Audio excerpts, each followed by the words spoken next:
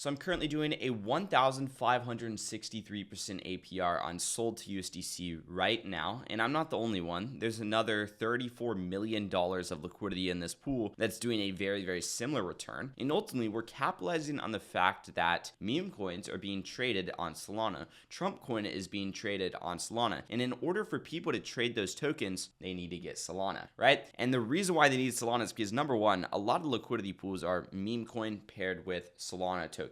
But at the same time, people also have to pay gas fees in Solana token. Not to mention, whenever these meme coins start to pump, it's just overall bullish for the network because the network is growing. Ultimately, I'm capitalizing on all this meme coin trading volume without even having to take on exposure to the meme coins if I don't want to, basically. Now, I deposited $8,050 in this pool, and actually my assets declined about $93. It's down to $79.57. But I have made $335 in overall earnings just in the past 24 hours that I have been in this pool, which means that my overall profit loss is $241. I'm making $340 per day off of a pool with $7,957 in it. I am not taking any absurd risk. I do not have a super tight range. I simply am capitalizing on a market trend right now, which is a lot of people trading Solana token. I am beating every single divergence loss metric if I held my initial assets, if I held in a 50-50 ratio, if I held all my money in USDC, and even if I held all my money in SOL. Now guys, my goal here is not to beat divergence loss. Obviously it's great that I am, but my goal here is to produce income and to earn a bunch of income that I can then funnel into my DeFi Flywheel system, which I'll be revealing in this video as well. Now the other thing is, this is not just happening for SOL. This is also happening for all the ecosystem tokens on the Solana network. Whenever we see a bunch of meme coin trading volume, it typically trickles down the chain. Typically the memes are going to pump, which are going to attract more people to SOL. It's going to cause SOL to pump. And then after SOL pumps, well, guess what? All the SOL ecosystem will pump as well. So that's going to be tokens like Radium token, Orca token, Pyth token, stuff like that. I'm personally in a Pyth to SOL liquidity pool. And I'll tell you what Pyth does. They're just like Chainlink. They bring off-chain data directly on-chain into smart contracts. So this is crucial for platforms like Camino, MarginFi, Solent, and all these other platforms basically, which is why I hold a bag of Pyth token. Now, while Pyth token is down in the short term just because it's depreciated, ultimately I have a very, very good divergence loss ratio, right? I have no divergence loss whatsoever, and the simple reason why is because I entered, the price went down, the price went up, but it's back to the same price that I started at, which means that I have no divergence loss. And ultimately during that whole time frame, and keep in mind I just recently rebalanced this pool, I was previously on Radium, but I've been able to make $70 in overall income. That's a 395% APR, and that was in one day off of $6,522. So ultimately, off of the Solana network alone with $14,000, I am doing a 1,000% APR where I am making $410 per day. It's pretty crazy. Obviously, these numbers are not going to sustain. This is probably going to go to an average of 400 to 500% over the next couple weeks. But with that being said, it's important for you to know about these opportunities before they even happen. It's important for you to realize, hey, the effect on, let's just say, Trump coin going up to a $40 billion market cap is obviously going to trickle down to SOL, which is going to trickle down to the Solana ecosystem. And if SOL can handle this traffic, which,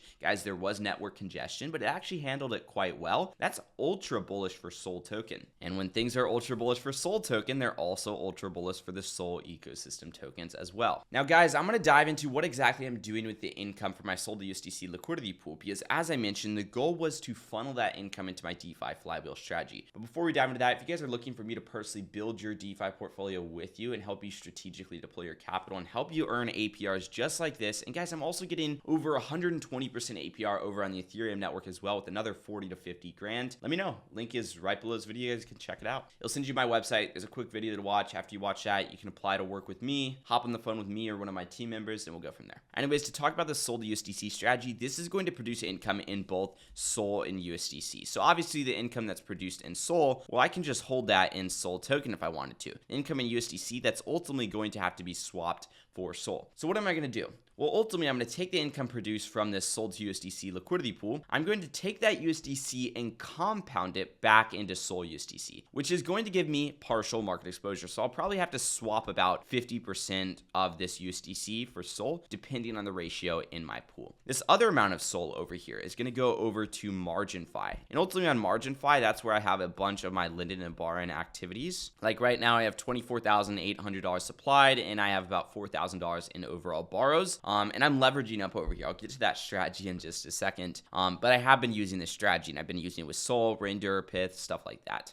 But if we dive into this Sol gets parked on MarginFi. That allows me to borrow more capital now. So what am I going to do? I'm going to borrow USDC. And ultimately, I'm only going to borrow that USDC when I see a nice little dip in the market, right? For example, if I'm executing this at a price of 240, and then all of a sudden Sol is down at 210, let's just say, well, that's my execution price. Even if it goes down to 205, 200, 210 seems like a pretty nice price. And if I'm expecting that to be the best price that we're going to get, then I'm going to execute it at that price. I also always ask myself the question, do I think that Sol is going to be at a higher price in the future than it is currently at now? And if I'm ultra confident that it is going to be, then of course it's always going to be a good price, even if it was 240. But I borrow that USDC, and ultimately I swap USDC for Sol. What that does is that creates a leveraged long. And the reason why is because I have Sol exposure on MarginFi, let's just say $100 for simplicity purposes. I'm borrowing USDC. I'm probably in this instance going to borrow $30 of USDC. And I'm swapping that USDC instantly for Sol. So now I have $30 of Sol. And ultimately, we're expecting that $30 of Sol to go up to maybe $40, $50, $60, $70, whatever it may be basically. But our borrow is going to stay at $30 because it's in USDC. Yes, we'll accumulate a couple dollars of interest. It'll go up a couple bucks. We're not really factoring that in right now because it's a couple bucks, right? But by taking that $30 that's now gone up to 40, 50, 60, let's just say it does go up to $70, right? Time comes, we take that $70, we sell to USDC, right? And then ultimately we pay $30 back, right? And then we keep $40 for ourselves as actual profit. Simple as that. It's a leverage long. And the beauty of this is we are basically executing with 1.3x leverage because we have $100 over here. We're borrowing $30.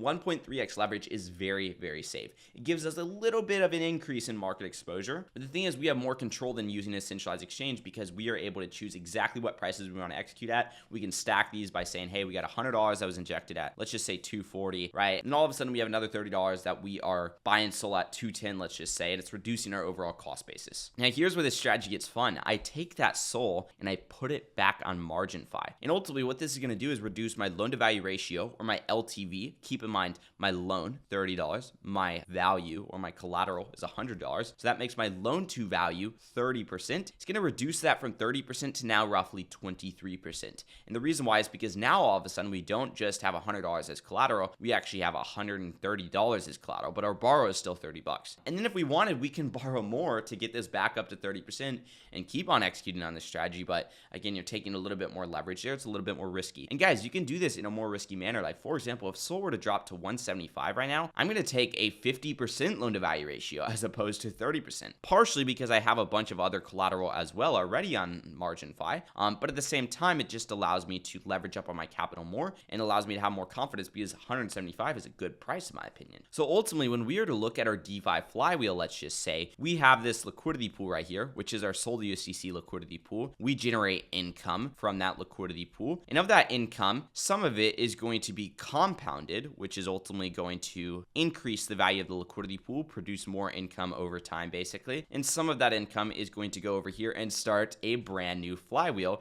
where we have MarginFi, we're going to label it MF. And then ultimately MarginFi, we borrow and then we swap. And then after we swap, we can put it right back on MarginFi, right? So that's the beauty of having a flywheel within your DeFi portfolio. And this is on a single position basis, but keep in mind, we can do this on an overall portfolio basis. We start with our liquidity pool, which is producing income. Some of that income gets compounded to produce us more income and the LP grows itself. It's exactly what a flywheel is. Whereas some of that income actually branches off and creates a brand new flywheel where we deposit on MarginFi. So we can borrow stablecoins, we can swap those stablecoins for a Solana token, and we can increase our MarginFi position basically. And this is just a constant repeat. As this income funnels into MarginFi, we consistently repeat the flywheel to the point where both of these grow on their own. And this right here is exactly what we teach you how to do at Builder Wealth. That's our proprietary strategy, creating a flywheel in your portfolio so it can grow on its own. We're not just taking our yield and compounding it like most people do, sticking it back in the same LP. These things can get more advanced, if we have, say, risky positions, perhaps we're taking all that income and creating a brand new flywheel with a safer strategy, right? So we're lowering our risk over time because we're using the income to invest into safer strategies. There's so many more things we can do with the income flywheel, but this is just one of them. So if you guys want to learn more about what you can do with those flywheels, then make sure to drop a like, subscribe when notifications turned on. Let me know what type of content you want to see down below in the comment section. And the last thing I want to go ahead and mention is if you guys do need support creating your flywheel, building out your DeFi portfolio, you want to work directly with myself, then the link is going to be right below this video. You guys can check it out. No pressure. Only do it if you need it. And I'll see you guys in the next video.